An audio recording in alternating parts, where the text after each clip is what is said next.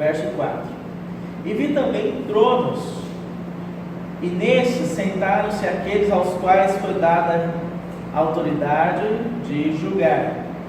E vi ainda as almas dos decapitados por causa do testemunho de Jesus, bem como por causa da palavra de Deus, tantos quantos não adoraram a besta, nem tampouco a sua imagem, e não receberam a marca na fronte e na mão, e viveram e reinaram com Cristo durante 1000 anos.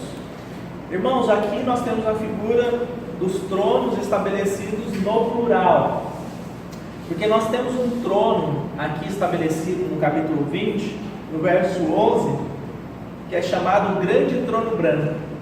Então, 2 vezes, em 2 momentos, você encontra a figura de tronos estabelecidos para julgar. Não é isso que está aí? Vi também tronos, e nesses sentaram-se aqueles aos quais foi dada a autoridade de julgar. Qual a diferença que podemos estabelecer? Esses tronos que estão colocados aqui no verso 4, acredite se tratarem de tronos para julgamento de galardão. O que é o galardão? Pense o seguinte: o Senhor Jesus, Ele nos salvou pela sua graça. Efésios capítulo 2 é um texto muito claro sobre isso, que a salvação vem pela graça, é mediante a fé, né? E não vem de obras. Mas nós não podemos ignorar o fato de que a Bíblia é muito rica em textos que falam sobre o chamado galardão, ou seja, uma recompensa. A recompensa, irmãos, em nada tem a ver com o que nós conhecemos como a salvação pela graça. A recompensa seria um plus que Deus dará àqueles que já foram salvos. Em outras palavras, receberá galardão, recompensa, aquele que já é filho, mas que foi um filho fiel, um filho obediente, um filho que amadureceu, que negou a si mesmo, amadureceu e atingiu a plenitude de Cristo. Então ele, além de ter a salvação, que é pela graça, ele terá também galardão. Por que eu disse que a palavra é muito rica nessa questão de falar dos galardões? Porque, por exemplo, lá nos evangelhos, você tem a parábola dos talentos que fala sobre galardão, né? O servo recebeu 5 e multiplicou, e recebeu mais em razão disso. Você tem a parábola das minas, que também, né? Receberam minas, multiplicaram e receberam mais em razão disso.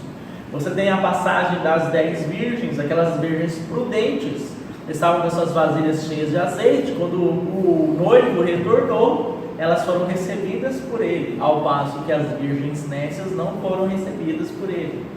Então os irmãos entendem que várias passagens da Bíblia falam de que aqueles filhos que foram fiéis, eles vão ser recompensados pela sua fidelidade. Mas lembre-se, não é ser recompensado com salvação, porque aí estaríamos falando que a salvação viria de obras, e isso não é verdade. Isso não tem nenhum texto bíblico que nos dê base para concluirmos que a salvação é pelas obras. Mas sermos fiéis e andarmos em boas obras que o Senhor preparou de antemão para nós, implica sim em sermos recompensados pelo nosso Senhor na sua vinda, né? Vamos passear aí pela Bíblia e ver alguns textos sobre isso. Acho que podemos ir lá em Lucas 19, Evangelho de Lucas, capítulo 19. É o que no talento sempre fala: servo bom e fiel, entra no meu lucro. Pai, tesouros no céu. A partir do verso 12, 19 e 12.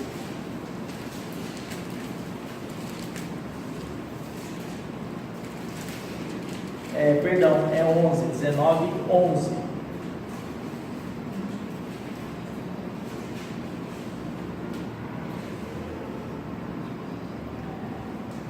Ouvindo eles estas coisas, Jesus propôs uma parábola. Visto estar perto de Jerusalém, ele parecer que o reino de Deus havia de manifestar-se imediatamente. Então disse: Certo homem nobre partiu para uma terra distante com o fim de tomar posse de um reino e voltar. Chamou O 10. primeiro ponto aí, vocês estão vendo que esse homem é uma figura do Senhor Jesus. E fala de que ele vai tomar posse do reino. Nós estamos vendo lá justamente isso acontecendo em Apocalipse 19 e 20. Pode continuar, Paulo. Chamou 10 servos seus, confiou-lhes 10 minas e disse-lhes: negociais até que eu volte. Mas os seus concidadãos o odiaram e enviaram após ele uma embaixada dizendo: não queremos que este reine sobre nós. Então aqui está falando do quê? Das nações. Nós estudamos isso no capítulo 19, né? Dizendo, não queremos que ele reine sobre nós. É por isso que nós vamos ter aquela guerra lá no Armagedon, né?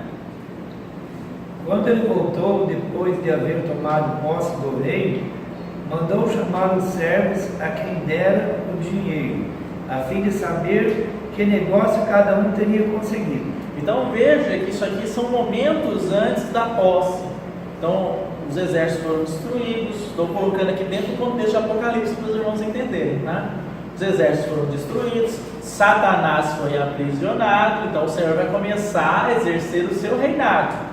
Mas então antes que isso aconteça, ele chama os servos. Vai lá, Paulo. Compareceu o primeiro e disse: Senhor, a tua mina rendeu 10. Respondeu-lhe o Senhor: muito bem, servo bom, porque fosse fiel no pouco, terás autoridade sobre 10 cidades. Está vendo aí? Então aqui o rei está estabelecendo reis sobre as nações. Então você, servo bom e fiel, terás autoridade sobre 10 cidades, né? Veio o segundo dizendo: Senhor, a tua mina rendeu 5. A esse disse: terás autoridade sobre 5 cidades. Veio então outro e disse: eis aqui, Senhor, a tua mina que eu guardei embrulhada no lenço. Pois tive medo de ti, que és homem rigoroso, tiras o que não pusestes e ceifas o que não semeaste.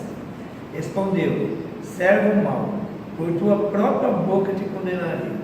Sabias que eu sou homem rigoroso, que tiro o que não pus e ceifo o que não semeei? Por que não puseste o meu dinheiro no banco?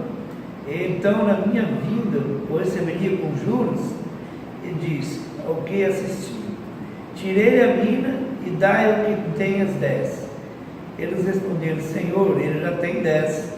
Pois eu vos declaro: a todo o que tem terá dar-se-lhe-á, mas o que não tem, o que tem lhe será tirado. Quanto, porém, a esses meus inimigos, que não quiseram que eu reinasse sobre eles, trazei-os aqui e executai-os na minha presença. Então veja que no verso, nessa seção que nós lemos aqui, está havendo um julgamento. Você vê e nós vamos prestar contas perante Deus com aquilo que nos foi confiado.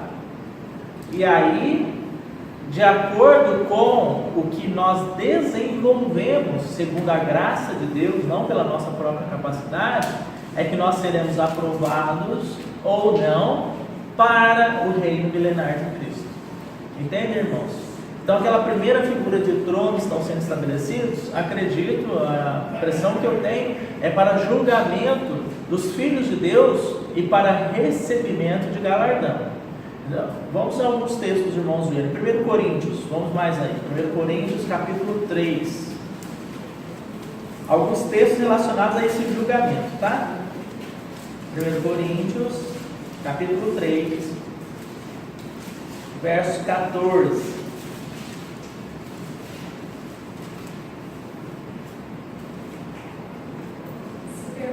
A obra de alguém que sobre o fundamento edificou, esse receberá galardão. Então está vendo aí? A obra vai ser provada naquele tribunal que está sendo estabelecido. Se permanecer a obra, esse vai receber galardão. Só tem um jeito da obra ser aprovada.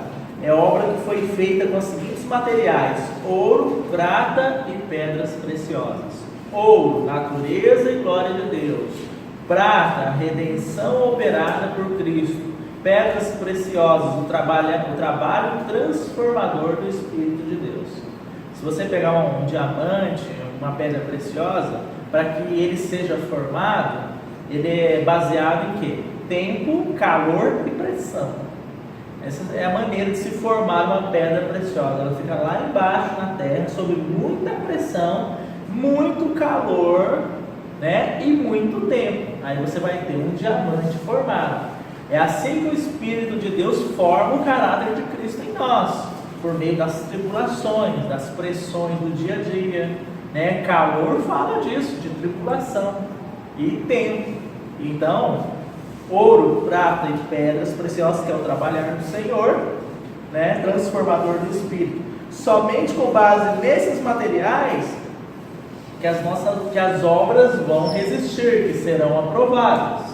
Se nós fizermos obras com base na nossa capacidade humana, nas nossas boas vontades, essa obra não permanecerá, não resistirá. Tá? Irmãos, pense na Nova Jerusalém. Só o que é espiritual vai estar nela, só o que é da natureza de Deus. Não pode entrar nem uma fagulha de carne. Carne que eu digo aqui é o quê? Algo do nosso natural. Pode entrar um cisco do nosso natural lá. Nova Jerusalém é formada pura e simplesmente pela natureza de Deus, baseada na obra de Cristo, na pessoa de Cristo e no trabalhar transformador do Espírito de Deus. Então não tem como as nossas obras serem aprovadas se não forem dessa maneira. Tá? Então, se a obra de alguém for aprovada, esse receberá galardão. Essa aprovação se dará nesse julgamento. Mais o texto. 2 João, capítulo 1, verso 8.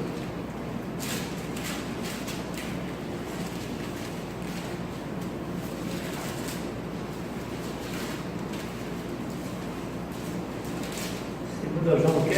1:8.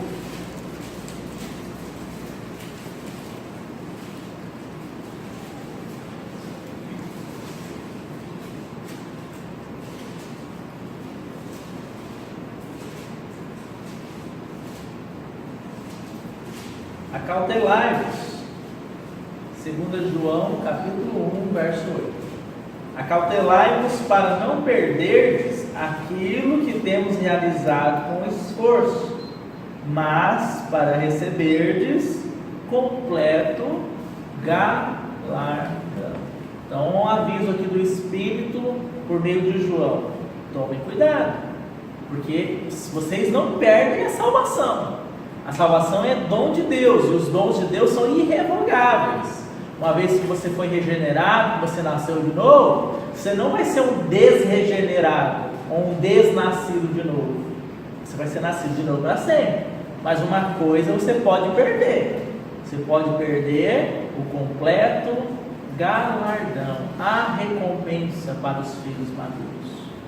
Foi isso que aconteceu, irmãos, com Esaú. Esaú era primogênito.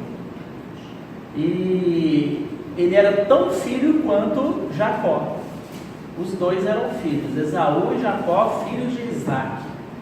Ninguém podia negar isso, né? Então a questão da filiação estava resolvida.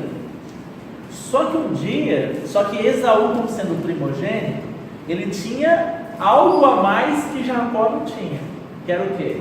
O direito de primogenitura, que é uma porção dobrada, né? E aí o que acontece? Um dia ele chega com fome em casa, estava numa caçada, ele chega com fome em casa e Jacó está fazendo ali uma comida bem gostosa, devia estar bem cheirosa também. Esaú pede para ele dar um pouco daquela comida. Sabe o que Jacó faz? Faz o seguinte: não, eu te dou essa comida, mas se você me der o seu direito de primogenitura, se você trocar comigo. Sabe o que Esaú pensou? O raciocínio dele foi muito lógico humanamente, e é o que nós costumamos pensar. Esaú pensou assim: o que adianta o direito de primogenitura se agora eu preciso resolver o meu problema? Adianta eu ter um direito de primogenitura para quando lá na frente o meu pai me conceder, se eu tenho uma necessidade agora, que é o meu estômago, então o que ele fez? Trocou. Então hoje, o que os filhos de Deus, muitos filhos de Deus estão fazendo? Sendo filhos de Deus, eles ficam pensando assim: o que adianta agora? O que adianta lá na frente, quando Jesus voltar, eu ter esse galardão? As minhas necessidades são agora. Eu preciso satisfazer a minha carne, é agora, não é lá na frente. Então acabam renunciando esse direito de primogenitura. Irmãos, como é que nós renunciamos o direito de primogenitura? Esse dá para renunciar. Nós renunciamos cada vez que nós deixamos de seguir o Senhor para seguir a nossa carne. Entende? Cada vez que nós fazemos isso, nós renunciamos o direito de primogenitura. Porque nós estamos buscando fazer o que Esaú quis fazer. O que é? Satisfazer a carne. O que ele queria com aquela comida era satisfazer a sua carne. Vocês não concordam comigo? Então, hoje, muitos cristãos estão indo em busca da satisfação da carne e renunciando o seu direito de primogenitura. Então, para os filhos que negarem a si mesmos, renunciarem os seus desejos da carne para seguir o Senhor, eles serão, como diz aqui João, eles serão galardoados, eles receberão galardão. Se você quiser avançar mais nesse tema, eu não vou ficar preso aqui, mas basta você ver as 7 igrejas do Apocalipse. Todas as igrejas, o Senhor diz assim: ao vencedor, ao vencedor, ao vencedor. E aí ele diz o que ele vai conceder. Aquilo é galardão, irmãos. O Senhor está dizendo assim: ao vencedor darei a vida eterna. Ao vencedor eu vou regenerar ele. Não, porque se já é igreja e ele está escrevendo aquelas cartas para a sua igreja, se já é igreja, já foi regenerado e já é filho. Mas o vencedor é aquele filho que não negou o Senhor, não negou a sua palavra, foi fiel até a morte. Esse é o vencedor. Então existe uma diferença.